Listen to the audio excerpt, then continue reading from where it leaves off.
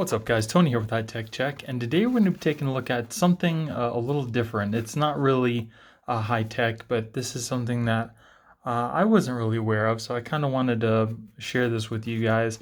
My car, I have a Hyundai Veloster, and I used to drive on the highway a lot, and I got a couple cracks in my windshield, and rather than get the whole glass replaced, I came across this windshield repair kit, and I was kind of curious as to how it worked.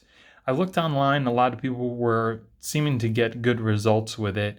It specifies that you don't need any special tools, and I know a lot of people were using ultraviolet lights to cure this, and if you don't use that, then you have to have it in direct sunlight. So I'm going to go ahead and document my whole experience and kind of show you guys, what happened after I repaired the glass with this. So it's an inexpensive way to repair your windshield, especially if you can't get your, glass repaired for free. I'm sure it can be quite expensive, and I'm hoping that this will be good enough just to, repair my glass enough to where I can sell the car, you know, somewhere for, more than I would get if I had the glass, crack. So it says it only takes 20 minutes. You put this liquid over the crack, and then you move it out into the sunlight. It cures, and it, almost makes the crack invisible. So